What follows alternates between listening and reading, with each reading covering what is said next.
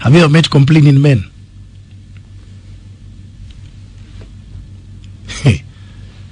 There's some men who want to know why you favor your mother over your father. And especially as they get older.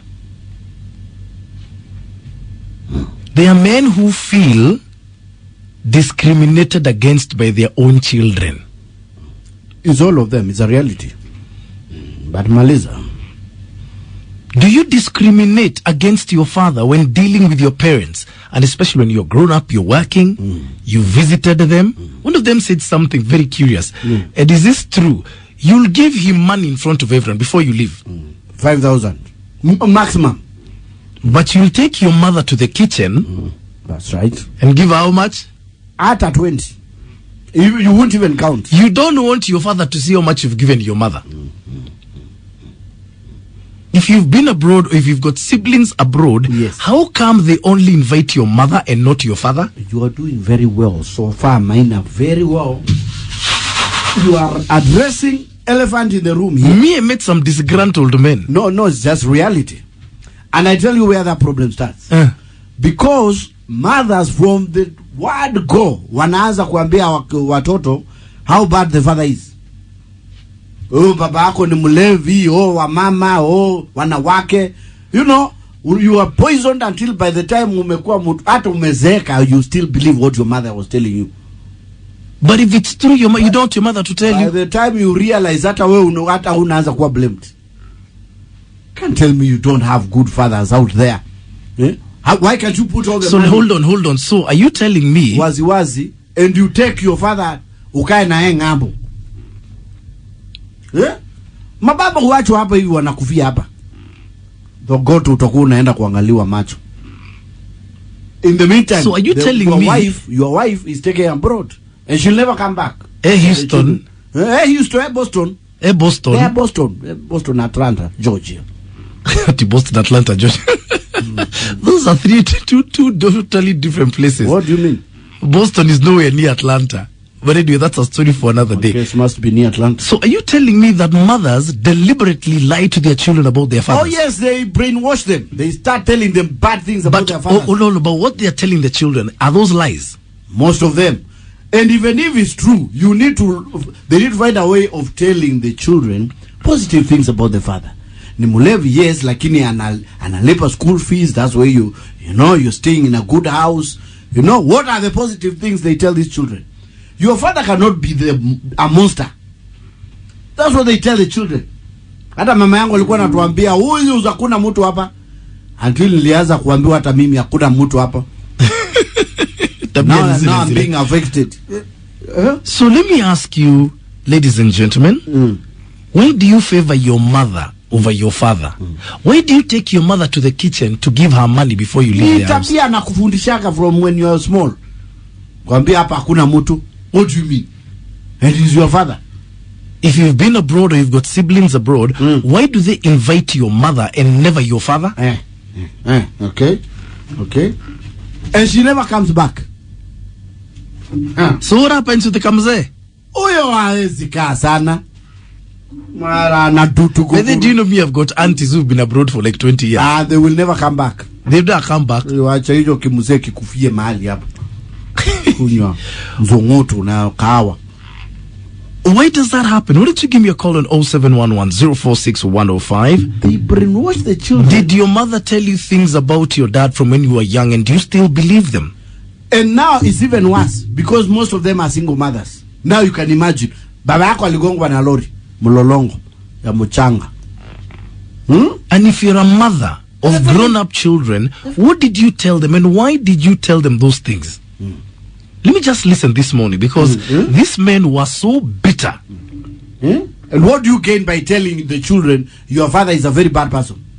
Maybe because he is. As if we are too bad and he's still being responsible. There has to be one positive thing about these fathers. Lakini wanakuwa sidelined. Mzee anakuja nakufa peke yake. And ndio nasema wanaume, we need to look for a lot of money. A lot of it. Ukiachwa na wewe uhamie watamu. Raha zako. My short code is 2249 for if you want to contribute via SMS. I want to hear your story. You'll be left here. Or hit me up on my fan page on Facebook or my Twitter handles at It's Minor. Again, your Classic 105 Kenya. My hashtag is Minor and Kingangi. Do you favor your mother over your father? And if so, why? And why? If you give your mother more money than you give your father, why? Yes. Why? Your father is sick, hata uende kumwangalia. Your mother akisema anakohoa, everything stops. You leave a board meeting, you are going there. Give me a call. 0711046105 is my number. My short code is 22494. Na mzee nakufa. 3. Welcome to a Feel Good Monday with Minor and Kingangi in the morning. Oh yes, sir. I've got a lady who was she's an American, but she fell in love with a German, and she loved him so much she even changed her own stage name. Hey? But she's on the way next, and she's an absolute soul diva. So why do you favor your mother over your father, especially as they get older? If you went to abroad or you've got siblings abroad, where do they invite your mother? They never invite their father. Me, I've got aunties who've been abroad for 20 years. And they'll never come back. May Boston. The ones who came back quickly came back after 2 years. How? Do they ever wonder how their husbands are doing? When they're perambulating there, Boston. I just say, mzee wagame beach. Kimechapa. Mechapa unaenda jabo grill kwezi mogidhi. Remenisi litolewa sasa. Things are thick. Yeah. So when do you do that? You go and visit your parents, you give your dad money, then you go to the kitchen to your mom and give her money there. Mama akikohoa hivi kidogo, you can leave everything. Listen to this tweet here from Dance and Eminem. It's not possible to love both parents equally. That's what Danson has said. It's not possible to love your both parents equally. They love your father as you love yourself. John Walker Rajoyce, good morning, saying I grew up knowing dad was bad until I unearthed the reason. But he died being my best friend. James Barago is saying moms will always receive more secretly. Remember, she's been on her knees in prayer for you again, and they have more needs than dads. Sijui chama, kamwede though. I can say moms are rich, if I can say that. Clinton Dunn is saying patriarchy is under siege. There's a global effort to fight patriarchy and men. Suddenly wives have joined in. Although they are good women who always respect their husbands. Shida Mine is saying, especially ladies, it's very rare to share equal amounts to both parents. They usually say, ata ukimpea ataenda ulevi tu. Yeah. So it actually happens. These grumpy men, you just go to another message I got here. You reap what you sow. African men assume paying bills is showing love. Our mothers, on the other hand, give us emotional love that we crave for even in our old age. It's time for men to style up and start showing emotion and getting involved in the children's life, and will not be in this pickle. Dan, you're saying, Maina, my advice to men is that save enough to even marry another wife. Kiao. Your wife will poison the children against you. It doesn't matter whether you treat them right or wrong. You might be lucky if you have a daughter, but please, please save a lot secretly. Incredible. So how does it work? Hello. Mina, good morning. Morning. Now, this topic of yours, actually, it's quite interesting because I have some comments on it. Yeah. There's two parts. Kenyan is right and you are right.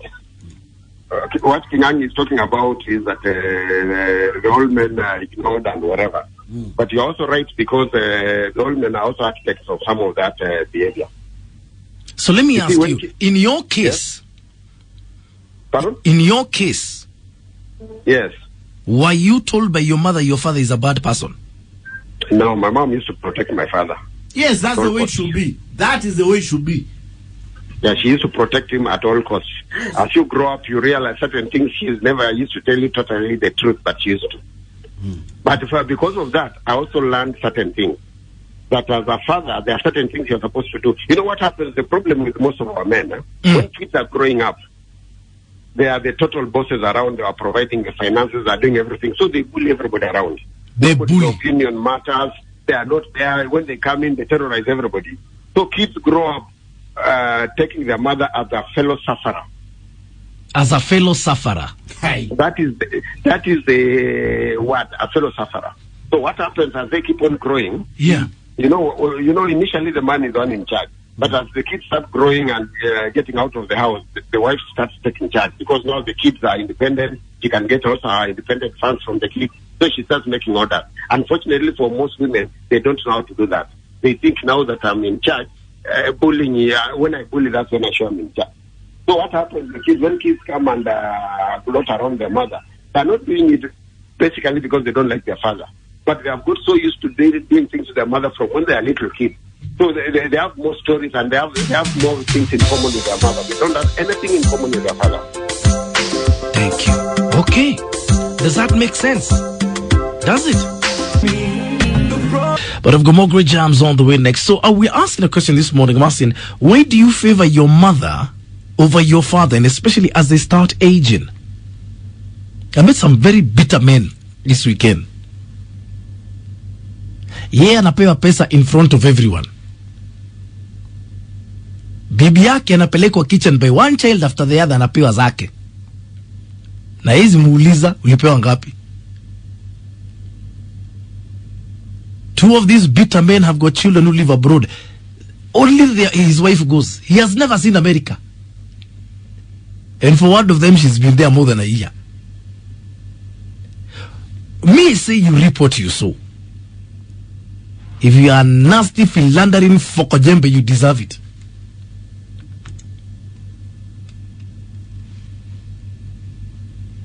So why do you think, why is it that way? Why do you look at your mom and put her on a higher pedestal than your dad?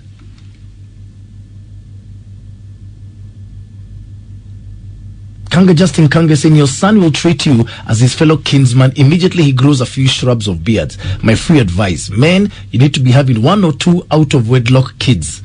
Those won't be poisoned by their mother. Thank me in your 80s. Guy.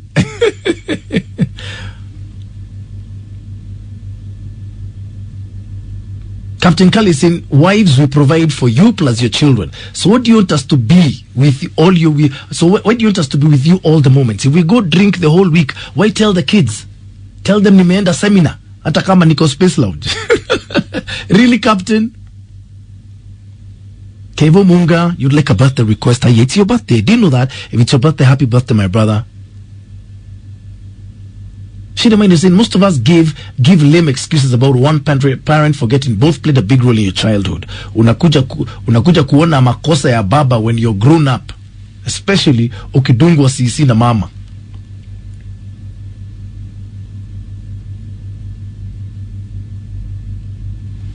I'm trying to get it, it's not working. Good morning.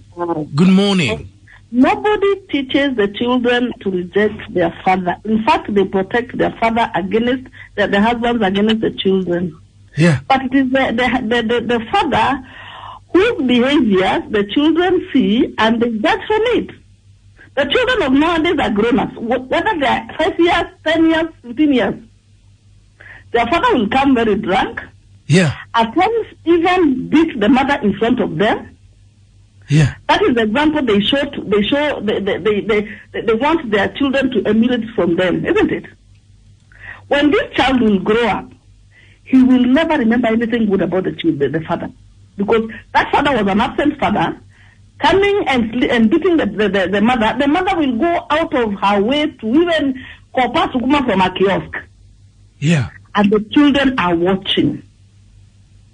The children will be thrown out of school. The mother is the one who will go and plead with the headmaster. The father has nothing to do with that. And at times, these are the fathers who will have mpango ya kando and stay even for 3-4 days. If a father is a present father, the children will respect him. If he is a normal drunkard, like most 70%, 80% of men in Kenya, yeah, married men in Kenya are drunkards, irresponsible. People with no idea whether they have children or they have anything.